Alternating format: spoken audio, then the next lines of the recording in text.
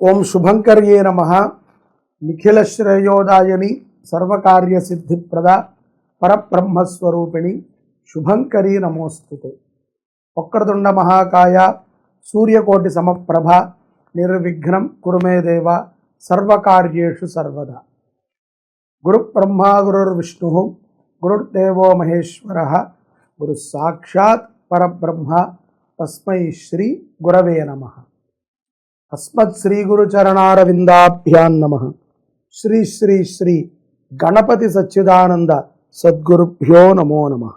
కుంభరాశి వారికి ఆగస్టు నెలలో గల గోచార ఫలితాలను తెలియజేస్తున్నాము, శ్రద్ధగా ఆలకించండి. ఈ యొక్క మాసములో కుంభరాశి జాతకులకి విశేషమైనటువంటి అనుగ్రహం కలిగింది.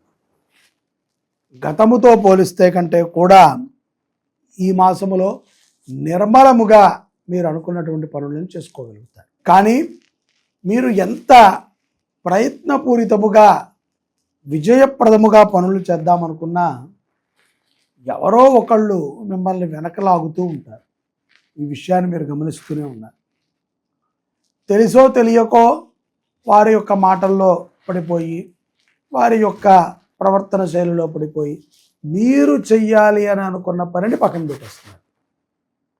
ఉద్యోగస్తులు కానీ వ్యాపారస్తులు కానీ ఈ విషయంలోనే ప్రమాదాలను తెచ్చుకుంటున్నారు. అలాగే ఉన్న డబ్బుతో సుఖముగా జీవించడం కుంభరాశి వారికి వచ్చు.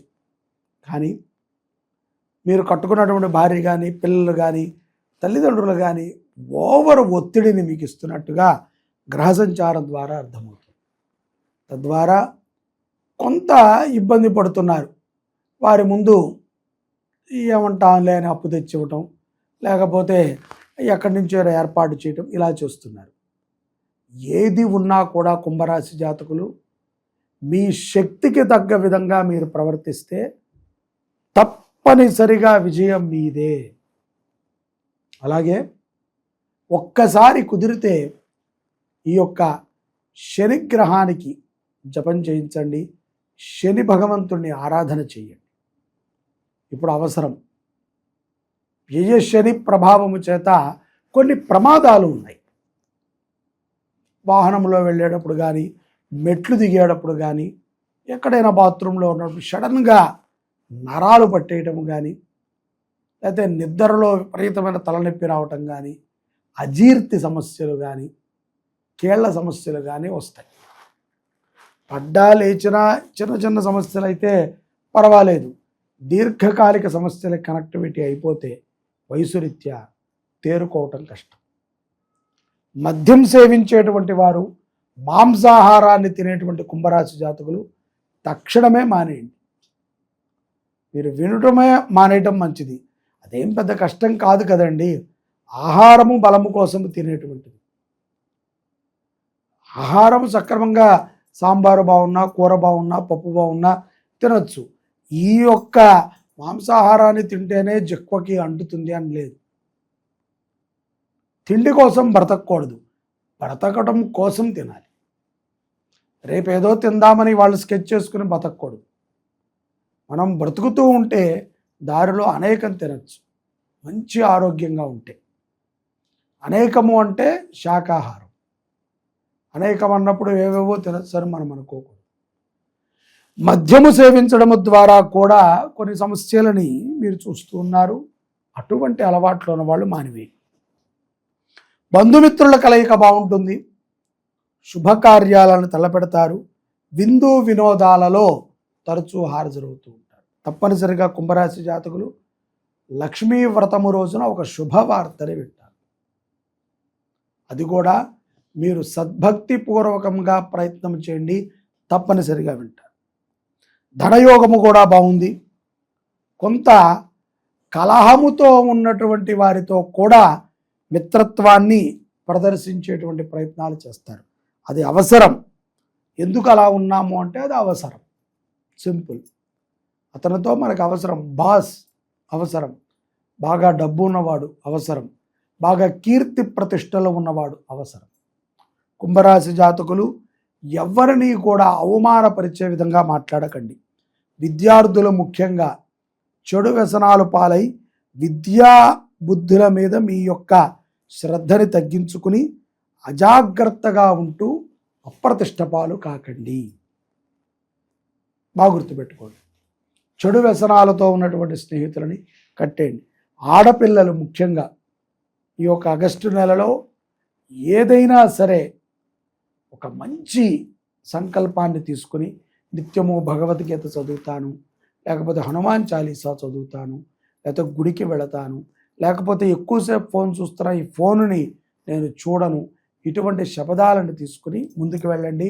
ఆడపిల్లలకి మంచి భవిష్యత్తు ఉంటుంది. విద్యార్థుల్లో ఉన్నటువంటి ఆడపిల్లలు, ఎందుకంటే మనల్ని చెడగొట్టేది 100కి 100% ఫోనే.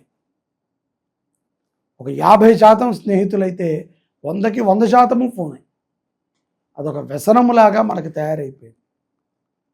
తద్వారా కుటుంబంతో మనం మాట్లాడం, బంధుమిత్రులతో మాట్లాడటానికి సమయం లేదు, ఆడుకుంటానికి సమయం లేదు, ఎక్కడికైనా వెళితే నేత్రానందముగా ఏదైనా చూడటానికి సమయం లేదు. ఏ విషయం ఈ యొక్క చెవుల్లో పడటానికి సందర్భం లేదు. మూసేస్తున్నాం. సంగీతం వినట్లేదు, ప్రవచనాలు వినట్లేదు, ఈ నేత్రాలతో అనవసరమైనవి చూస్తున్నాం. ఎక్కువ లైట్ చూస్తే కళ్ళు బ్లర్ అవుతూ ఉంటాయి. అటువంటి రోగగ్రస్తులు అయిపోతాం. కాబట్టి ఫోన్ అనేటువంటి దానిని తక్కువ వాడటం ద్వారా కుంభరాశి జాతకులకి విశేషమైనటువంటి అనుగ్రహం లభిస్తుంది. పౌర్ణమి తర్వాత న్యాయ వ్యవస్థ పోరాటముల యందు కొంత విజయము మీకు వరిస్తుంది.